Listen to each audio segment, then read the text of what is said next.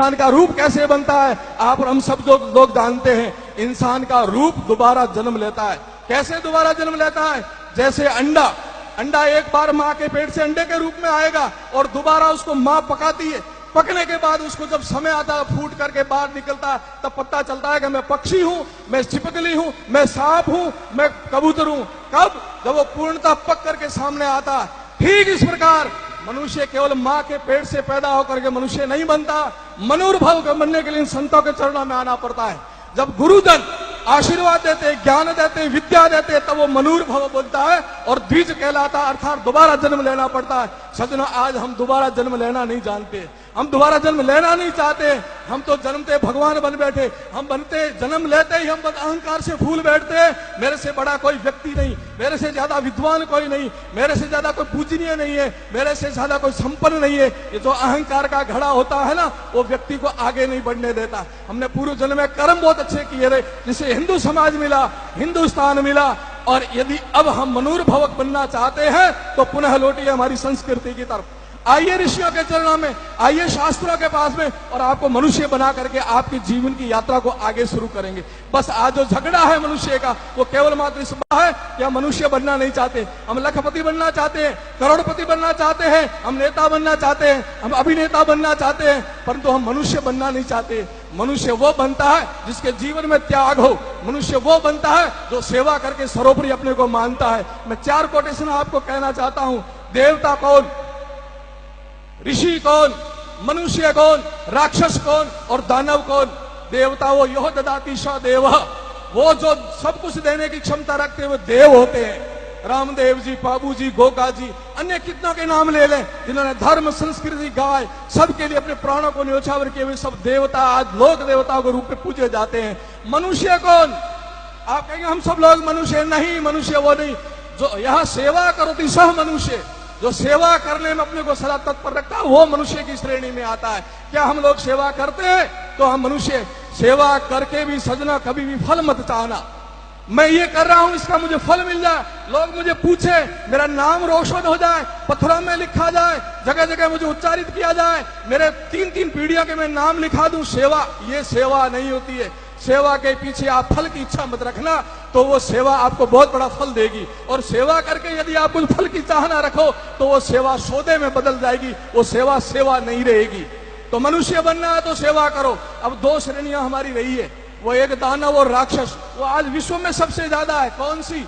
दानव, यानी शोषण करने की जो प्रेरणा। भाई का भी खा जाऊं, पड़ोसी का खा जाऊं, दूसरे की दुकान अच्छी चल रही उसकी कैसे मैं डाउन कराऊं, ये जो वृत्तियां हैं ये सारी की साथ दानव वृत्तियां होती है। ये मनुष्य की वृत्तियां नहीं है। शोषण करना, यह शोषण करोति सा दानव।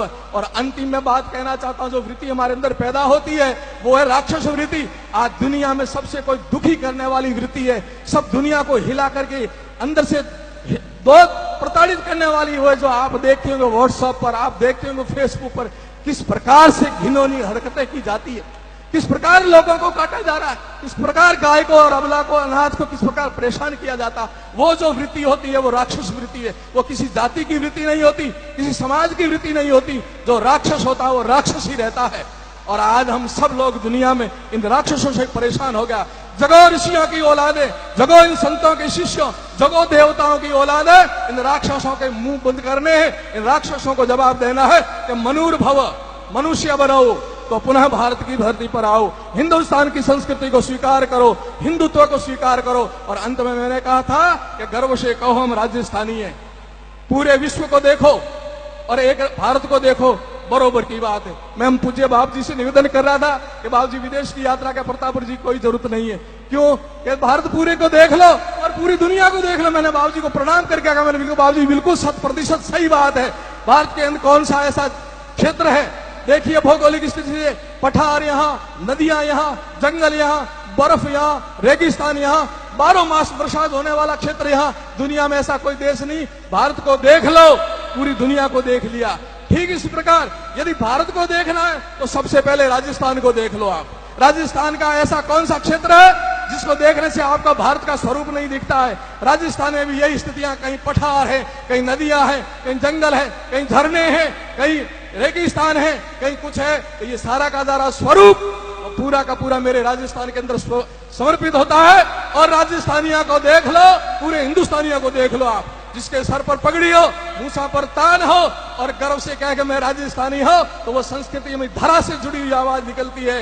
हिंदुस्तानी की पहचान ये होती है, जिसके सर पर चोटी हो, मुझे तुलसाराम जी बाप जी विराजे, जनेऊ जिसके गले में हो, चोटी जिसके सिर पर हो, वही हमारा प्रतीक है कि हिंदुस्तानी की पहचान क्या है। अरे मित्रा, मुझे थोड़ा शर्मिंदा मत करो आप, चोटी रखने से शर्म मत करो आप। चोटी आपके पुरखों ने बड़ी मेहनत से पाई थी। क्या मेहनत की उन्होंने दुनिया को दिशा दी, दुनिया को रास्ता बताया कि मनुष्य बनना तो ऐसे जाओ। तो पूरे दुनिया के सभी संत कहो या फिलोसोफर कहो, उन्होंने कहा दुनिया में यदि सर्वश्रेष्ठ कोई धर्म है और सर्वश्रेष्ठ कोई समाज है तो हिंदू समाज है। इसको तगमा कौन सा दिया जाए, इसको कौन सा पदक दिया जाए, क्या भारत रत्न दिया जाए, परमवीर चक्र दिया जाए? तब सभी मनुष्यों ने कहा नहीं, इनको ऐसा पदक दिया जाए सबसे ऊंचा, यानी चोटी दी जाए, सबसे ऊपर हिंदू संस्कृति को बैठाया जाए, यानी सर पर चोटी, यानी सबसे ऊपर है। इतनी परिश्रम करके ली हुई है चोटी, इतना बड़ा तगमा लिया हुआ, और हम यूं ही कटाते जा रहे, फैशनेबल बने जा रहे। नहीं, फैशन तो चोटी रखने में अपना, वो पूर्वजों की दी हुई चीज है। चोटी गर्व से रखो, जनेऊ गर्व से धारण करो, तिलक गर्व से लगाओ, घर में पवित्रता बनाए रखो। और अंततः मैं कहना चाहता हूं कि यदि मनुष्य बने रहना है और केवल मात्र अपने को बचना है तो एकमात्र बात है, खुद पर गर्व करो, अपनी संस्कृति पर गर्व करो और अपने बच्चों को उस रास्ते पर चलाओ।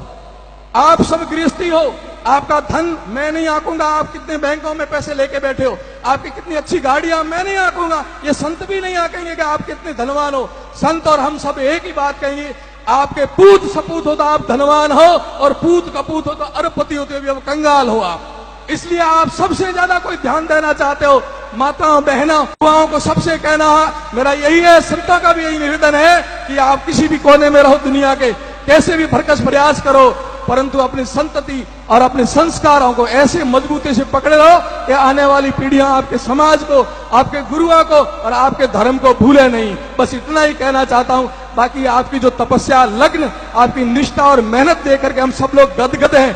कहाँ राजस्थानी भाषा, कहाँ या मलयालम भाषा, कितनी उठपटी ज्यादा, आप इतने फर्राटेवन बोल रहे हो, ये गजब कर दिया आपने। कहां से कहां आकर के कितनी मेहनत की। पुनः आपको बहुत बहुत बधाई देता हूं, मातृशक्ति को प्रणाम, संतों के चरणों में वंदन करते हुए मैं बहुत बहुत आशीर्वाद लेना चाहता हूं कि हमारा समाज, हिंदू समाज, हिंदुस्तान और ये राजस्थान ऐसे ही उन्नति करता रहे। बोलिए भारत माता की, सनातन धर्म की, गौ माता की, अनंत कोटि संत महात्माओं की बहुत बहुत शुभकामना, बहुत बहुत धन्यवाद।